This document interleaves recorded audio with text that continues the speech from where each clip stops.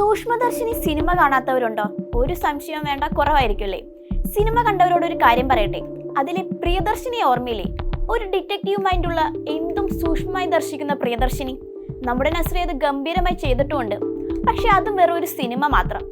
ഈ സിനിമകളൊക്കെ ഉണ്ടാവുന്നത് ഒന്നില്ലെങ്കിൽ ചിന്തിച്ചുണ്ടാക്കിയെടുക്കുന്ന കഥ, അല്ലെങ്കിൽ എന്തെങ്കിലുമൊക്കെ ഒരു ഇൻസ്പിറേഷൻ. നമ്മൾ എവിടെയൊക്കെയോ കണ്ടിട്ടുള്ള ആളുകളുടെയൊക്കെ ലൈഫിൽ നിന്ന് ഇൻസ്പിറേഷൻ ആയിട്ടുള്ള കഥകളായിരിക്കും ഭൂരിഭാഗം സിനിമകളും. സിനിമ അവസാനിക്കുമ്പോൾ കണ്ടിട്ടില്ലേ, based on A true story എന്നൊക്കെ.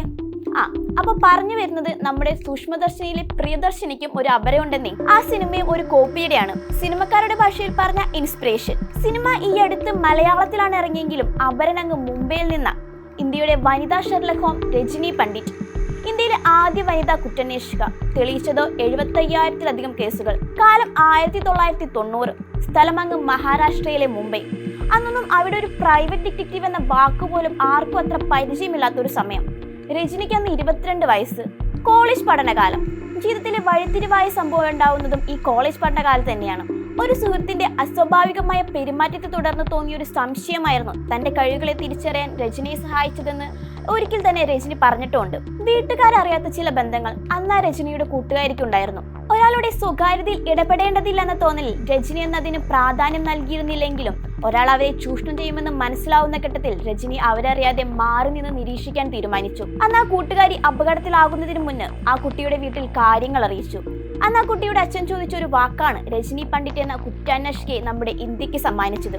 നിങ്ങൾ ഡിറ്റക്റ്റീവ് ആണോ എന്നായിരുന്നു ആ ചോദ്യം. കുറ്റാന്വേഷണ മേഖലയിൽ പുരുഷന്മാർ അടക്കി വാണിരുന്ന ഒരു കാലത്ത് സ്വന്തം പേര് ചരിത്രത്തിൽ അടയാളപ്പെടുത്തിക്കൊണ്ട് ഒരുപാട് കേസുകൾ അന്വേഷിച്ച് കണ്ടെത്തിയ രജനി പ്രൈവറ്റ് ഡിറ്റക്റ്റീവ് ഏജൻസി എന്ന സ്ഥാപനത്തിന് വരെ തുടക്കം കുറിച്ചിരുന്നു.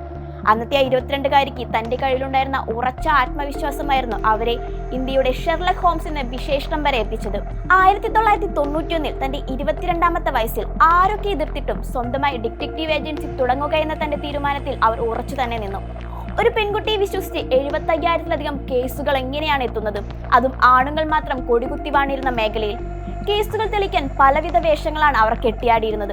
2003 ആയപ്പോഴേക്കും 8 ജീവനക്കാരുള്ള ഡിറ്റക്റ്റീവ് ഏജൻസിയെ തന്റെ സ്ഥാപനത്തെ മാറ്റാൻ രജനിക്ക് കഴിഞ്ഞു. 2010 30 സ്റ്റാഫുകളും പ്രതിമാസം 30 കേസുകളുമായി ആ സ്ഥാപനവും രജനിയും വളർന്നു. അവിവാഹിതയായ രജനി പണ്ഡിറ്റ് തന്റെ ജീവിതം കുറ്റാന്വേഷണം എന്ന അഭിനിവേശത്തിന് വേണ്ടി മാറ്റിവെക്കുകയായിരുന്നു. അപ്പൊ കാര്യം ഇത്രയേ ഉള്ളൂ. സിനിമ കണ്ട് മോട്ടിവേറ്റഡ് ആവുന്നവർ ഒന്നും ഓർക്കുക, ചിലതൊക്കെ നമുക്ക് ചുറ്റുമുള്ള ആളുകൾ തന്നെയാണെന്നേ. റിയൽ ലൈഫ് ഹീറോസ് ആണ് റിയൽ ഹീറോസ് ആയി മാറുന്നതെന്ന്.